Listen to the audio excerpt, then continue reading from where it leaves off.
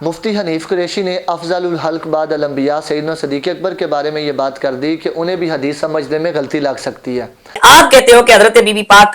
سے خطائی تعدی ہوئی ہے اور خطائی تعدی کسی کے ذمہ لگانا یہ کوئی عیب نہیں ہے، تو میں پوچھتا ہوں کہ یہی قول آپ حضرت بکر صدیق کے لیے کیوں نہیں کر رہے ہیں؟ بھائی اہل سنت و جماعت کا موقف ہے کہ بی بی پاک نے قرآن پہ عمل کیا، ابو بکر صدیق نے حدیث پہ عمل کیا، تو حدیث کے سننے میں بھی تو غلطی لگ سکتی ہے ابو بکر صدیق رضی اللہ تعالیٰ عنہ کو۔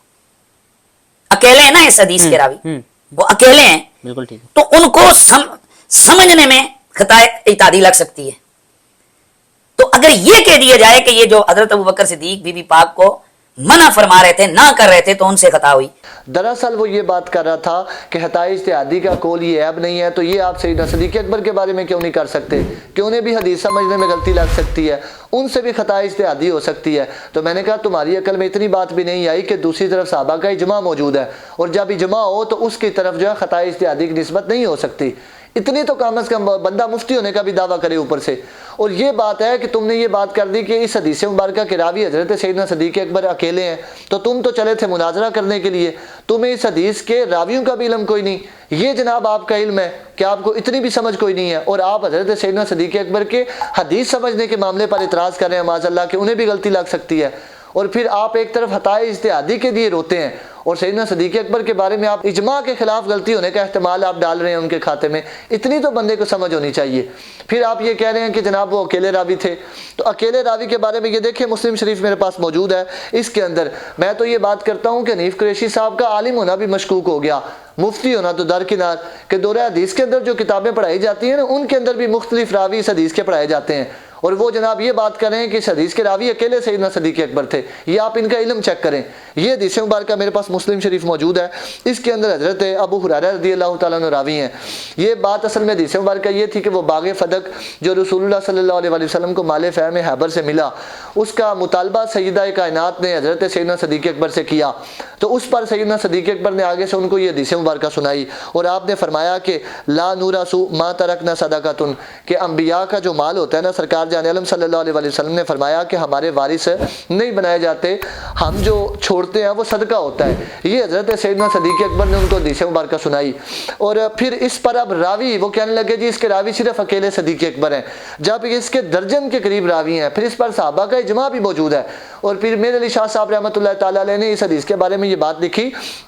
آپ فرماتے ہیں یہ مجتمعین علیہ ہے یہ حدیث مبارکہ۔ اور پھر امام ترمذی رحمۃ اللہ تعالیٰ علیہ نے جو صحابہ کرام نے جن صحابہ کرام نے اس حدیث کو روایت کیا ان کے نام لکھے۔ امام ترمذی جو امام بخاری رحمۃ اللہ تعالیٰ علیہ کے شاگرد ہیں، آپ فرماتے ہیں اس حدیث مبارکہ کو روایت کرنے والے صحابہ جو ہیں یہ آپ نے تقریباً لکھے، حضرت طلحہ بھی ہیں، حضرت زبیر بھی ہیں، حضرت عبد الرحمن بن عوف بھی ہیں، حضرت سعد بھی ہیں، حضرت اماں عائشہ بھی ہیں، اور حضرت ابو ہریرہ رضی اللہ تعالیٰ عنہم۔ فرماتے ہیں یہ سارے صحابہ جو ہیں اس حدیث کے راوی ہیں۔ اور پھر اس کے بعد آگے حضرت پیر میر علی شاہ صاحب رحمۃ اللہ تعالیٰ علیہ نے یہ بات لکھی، آپ فرماتے ہیں کہ یہ جو حدیث مبارکہ ہے اس پر خلفاء اربعہ کا عمل رہا، ان کے دور خلافت کے اندر بھی، پھر حضرت علی المرتضیٰ کے زمانے میں بھی اس میں ذرا برابر تغیر نہیں کیا گیا۔ اور پھر آپ رحمۃ اللہ تعالیٰ علیہ نے یہ بات بھی لکھی، آپ فرماتے ہیں اس پر صحابہ کا اجماع ہو گیا کہ صحابہ نے اس بات پر اجماع سکوتی کیا، اور حتیٰ کہ یہ بات لکھی علامہ غلام رسول سعیدی صاحب رحمۃ اللہ تعالیٰ علیہ نے، آپ فرماتے ہیں اس حدیث کے روایت کرنے والے صحابہ کی تعداد تقریباً درجن ہے، اور ان کے نام آپ نے لکھے۔ آپ فرماتے ہیں ان میں حضرت ابو بکر صدیق بھی ہیں، حضرت عمر فاروق بھی ہیں، حضرت عثمان غنی بھی ہیں، حضرت عباس بھی ہیں، حضرت علی المرتضیٰ بھی ہیں، حضرت طلحہ بھی ہیں، حضرت زبیر بھی ہیں، حضرت عبد الرحمن بن عوف بھی ہیں، حضرت سعد بن ابی وقاص بھی ہیں، حضرت ابو ہریرہ بھی ہیں، حضرت حذیفہ بھی ہیں، حضرت اماں عائشہ رضی اللہ تعالی عنہم۔ یہ سارے صحابہ اس حدیث کو روایت کرنے والے ہیں۔ پھر فرماتے ہیں کہ حضرت ابو بکر صدیق نے اس حدیث کو مہاجرین اور انصار کے سامنے سنایا، تو ان صحابہ کرام نے اس سے اختلاف نہیں کیا بلکہ اتفاق کیا، تو اس سے صحابہ کا اجماع ثابت ہو گیا۔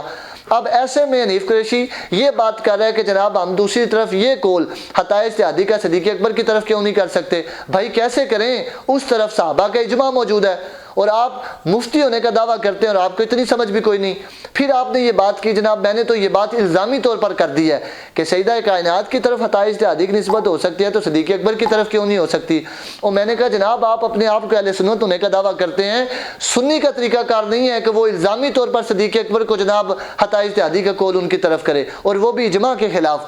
یہ تو رافضیوں کا طریقہ ہے. پھر آپ رفض والے کام کرتے ہیں اور ہم بات کریں کہ آپ رافضی ہیں تو جناب آپ چیخے مارتے ہیں. کم از کم آپ کو چاہیے آپ فوراً اپنی اس بات سے رجوع کریں اور توبہ کریں. یہ سیدنا صدیق اکبر کا مہینہ ہے اور اس مہینے میں آپ نے جناب یہ نواں مسئلہ چھیڑ دیا. آپ نے رافضیوں کو خود موقع فراہم کیا اور آپ اوپر سے کہنا میں نے الزامی طور پر کیا. ادھر تو الزام بنتا ہی نہیں ہے آپ کا کرنا. آپ فوراً اس معاملے سے توبہ کریں, رجوع کریں اس معاملے سے. اٹھو عدالت الحبیب سے جڑ جاؤ, ذکر مصطفیٰ اور محبت مصطفیٰ کو عام کرو اور زمانے پہ چھا جاؤ.